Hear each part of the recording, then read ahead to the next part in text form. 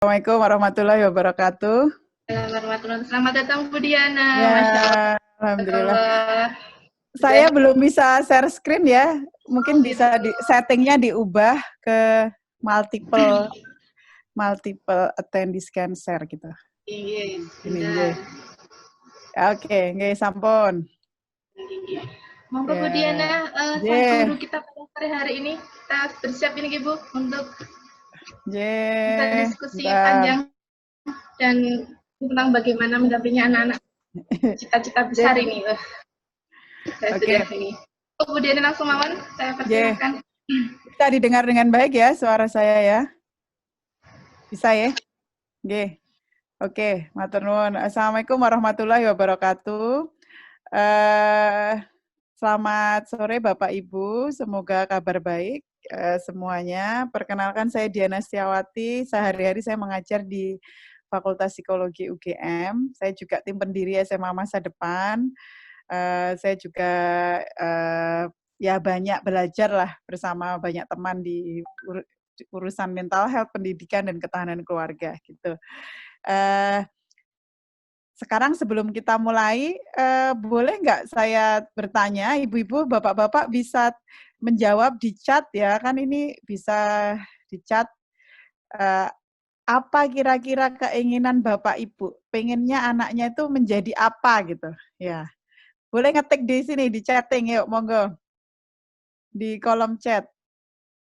Ada yang mau ngomong langsung juga boleh.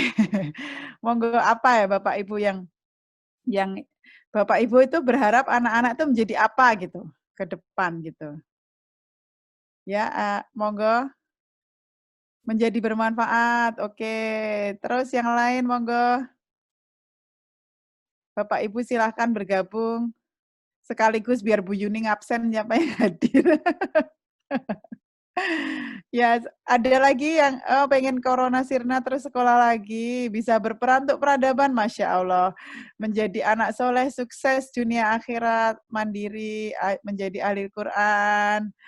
Ya, Masya Allah, soleh ya, bahagia, bermanfaat, beriman, dan bertakwa. Oke, menjadi diri sendiri yang bermanfaat, sukses dalam karir dan cita-citanya. Oke, soleh dan sugih, Masya Allah. Luar biasa ya, bisa berdiri di kaki sendiri, survive, sukses dunia akhirat. Anaknya jadi soleh, sukses dunia akhirat. Bermanfaat bagi manusia, menjadi anak yang qurrata a'yun. Harapan kami anak-anak punya cita-cita mulia. Mau jadi apa terserah, asal jangan jadi gamer, begitu ya. Oke, Masya Allah ya. Saya yakin, monggo silahkan yang lain, masih terus silahkan menulis, nanti kita bisa lihat lagi. Jadi Bapak Ibu, saya yakin nih Bapak Ibu punya cita-cita besar ketika memilih untuk menyekolahkan di sekolah Insan Mulia ya, namanya ya sekolahnya ya. Insan apa Bu namanya? Ibnu Mas'ud. Oh, Ibnu Mas'ud, yayasannya ya tadi ya. Iya, iya. Insan ya, Ibnu Mas'ud. Masya Allah. Jadi bicara tentang cita-cita gitu ya. Ternyata kita semua setiap hari mendoakan anak kita, dan saya yakin Bapak Ibu juga mendoakan hal yang sama kan. Kita setiap hari berdoa, Rabbana hablana min azwajina wa dzurriyyatina qurrata a'yun gitu ya. Ternyata kita nggak hanya sampai di situ gitu. Jadi sebenarnya doa kita setiap hari tidak pernah hanya menginginkan anak kita itu ya qurrata ayun gitu, sedap dipandang, sholat nggak ada yang nyuruh, ngaji nggak ada yang nyuruh, nggak pernah bertengkar sama adiknya dan sebagainya, itu kan qurrata ayun ya.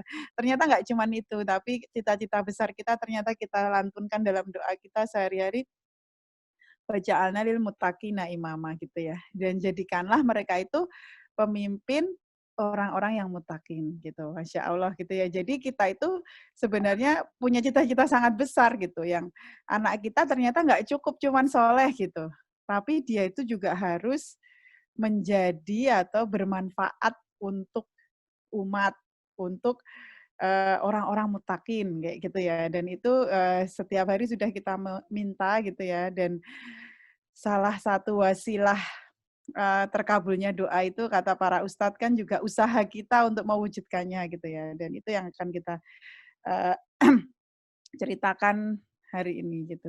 Saya ingin menengok semangat dari cerita masa lalu gitu. Bapak Ibu kita dulu, apakah ini kira-kira Bapak Ibu ini ada yang anaknya baru PAUD ya, ada yang anaknya baru SD gitu ya. Jadi kayaknya saya ini cukup tua di antara Bapak Ibu ini ya gitu. Anak saya udah kelas 1 SMA gitu ya. Jadi mungkin saya paling tua nih di sini gitu. Karena yang lain ini anaknya SMP gitu ya. Nah, Bapak kalau yang Bapak Ibu usia saya kira-kira gitu ya, dan sampai sekarang ternyata gitu, kalau kita belajar sejarah di sekolah, itu kita selalu berpikir bahwa sejarah itu menjadi modern seperti ini itu adalah karena orang-orang Barat, ya kan, Bapak Ibu, nggih? Kita baca di yang dihafalkan anak-anak setiap hari itu kan misalnya hukum Newton, terus Joule, kilojoule, siapa lagi astronot yang apa Neil Armstrong dan sebagainya kayak gitu ya. Yang semuanya adalah orang Barat dan kita selalu itu yang membuat sebenarnya salah satu yang membuat kita itu merasa inferior gitu kepada orang Barat gitu. Jadi banyak orang berpikir bahwa bule itu selalu bagus gitu. Yang putih itu selalu benar, misalnya kayak gitu ya. Dan itu sudah terjadi, itu fenomena yang terjadi di banyak negara jajahan. Negara-negara bekas jajahan itu memiliki seperti itu, kecenderungan untuk menganggap bahwa segala yang di barat itu lebih baik gitu. Nah, itu terjadi karena anak-anak di dalam buku-buku pelajarannya, buku-buku pelajaran sains terutama tidak ada nama-nama Muslim gitu ya. Nah, itu yang membuat anak-anak kita juga merasa inferior. Jadi aku ini gitu ya, orang Indonesia, Muslim ini bangsa yang tidak pernah punya prestasi di masa lalu gitu ya. Jadi ya kayaknya kita memang akan begini terus sampai nanti. Kira-kira kan seperti itu gitu ya. Yang kita pelajari di dalam pas sekolah kita belajar seperti ini. Pas saya SMA, kalau Bapak Ibu seusia saya, atau di bawah dikit, atau mungkin sampai sekarang, guru saya dulu pas SMA itu mengatakan bahwa dunia ini gitu ya, yang membuat dunia kita saat ini seperti sekarang ini itu seperti ini timelinenya. Jadi dimulai dari Yunani, Greek itu Yunani. Jadi yang paling keren gitu itu Yunani, makanya perpustakaan UGM misalnya itu di depannya ada orang patung yang berpikir itu kayak Aristoteles atau siapa kayak gitu-gitu ya, yang wah kayaknya filosofi Yunani itu keren. Padahal ternyata filosofi Yunani itu sebenarnya tidak bisa mengubah masyarakat Barat saat itu gitu. Jadi makanya itu kecil peningkatannya di sini. Mereka tuh berpikir aja, berpikir gitu. Nah, kemudian setelah itu yang menjadi negara superpower dan peradaban superpower itu adalah Romawi. Romawi itu ya agak gaya seperti Amerika sekarang lah kira-kira kayak gitu. Nah, setelah itu kata guru saya, dunia ini kemudian masuk ke dalam masa kegelapan gitu. Masa yang sangat gelap. Kenapa disebut kegelapan atau Middle Ages atau abad pertengahan itu disebut gelap? Karena di sana ada perbudakan, setiap orang berbicara ilmu pengetahuan itu dipancung gitu ya, bahkan dibunuh, bahkan di macam-macam gitu. Jadi struktur masyarakatnya itu sangat barbarian begitu. Setelah itu kata guru saya, lalu ada yang namanya Renaisan gitu. Renaisan itu kalau Bapak Ibu pasti ingat lah waktu belajar sejarah ya. Renaisan itu adalah masa kebangkitan yang penuh dengan cahaya gitu ya. Setelah itu adalah revolusi industri. Setelah itu barulah terjadi seperti dunia kita sekarang, melewati perang dunia dan sebagainya.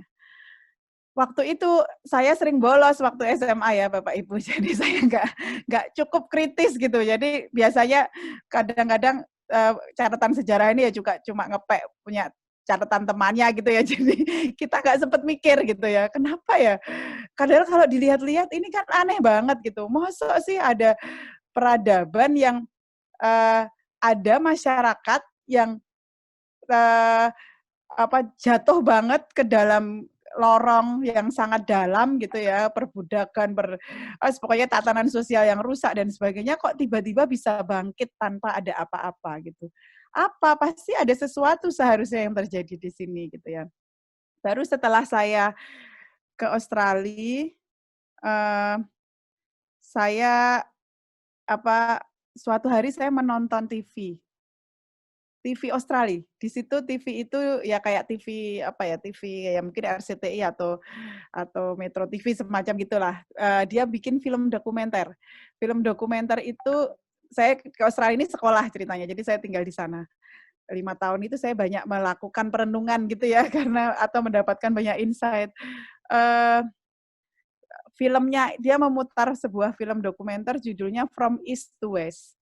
Dia itu menceritakan bahwa kemodernan sekarang ini, segala sesuatu yang kita nikmati saat ini itu sebenarnya berasal dari timur menuju ke barat gitu. Nah, itu kemudian membuka banyak hal, saya kemudian berdiskusi dengan banyak orang, membaca banyak, akhirnya ternyata saya sadar dan saya paham bahwa sebenarnya dunia yang saya pelajari ketika SMA ini namanya sejarah peradaban barat. Bukan sejarah peradaban dunia. Kata guru saya ini dulu namanya sejarah peradaban dunia gitu. Kalau dunia itu kan satu globe ini ya, satu globe ini kan dunia namanya kan gitu ya. Jadi ternyata yang dijelaskan guru saya waktu itu hanya yang terjadi di sekitar sini, di sekitar Eropa gitu ya, di barat.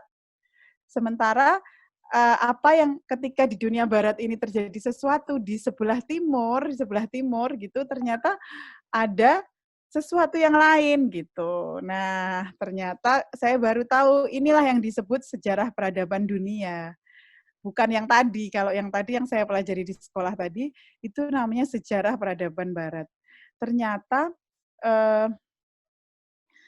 ketika di barat itu terjadi masa kegelapan, di timur itu ternyata terjadi zaman keemasan yang benar-benar apa yang terjadi saat itu pada sekitar abad ke-6 sampai 16 ya 1000 tahun itu benar-benar mengubah cara pandang manusia terhadap dunia dan ilmu pengetahuan gitu.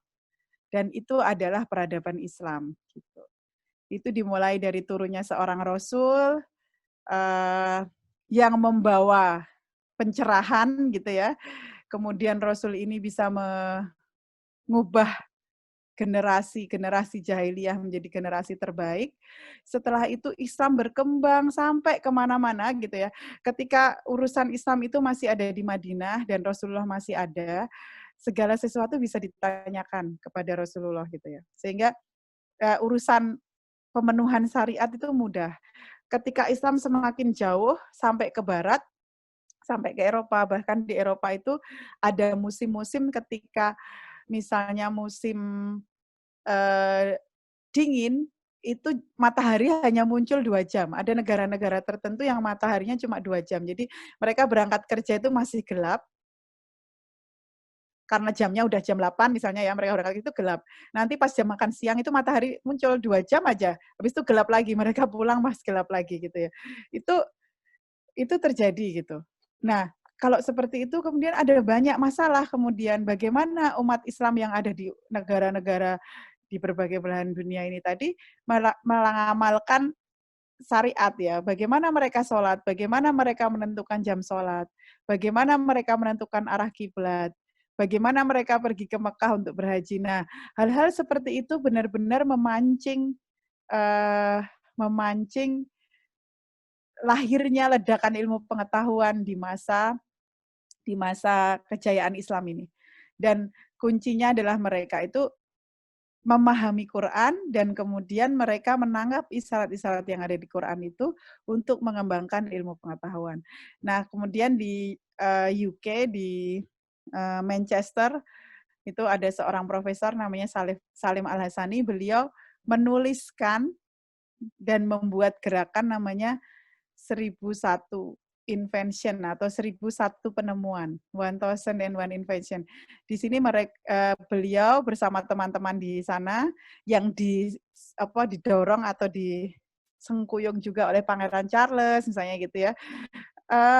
Mereka berusaha untuk menuliskan kembali sejarah yang terjadi pada zaman itu. Di situ Bapak Ibu bisa lihat di situsnya 1001 invention, 1001 invention.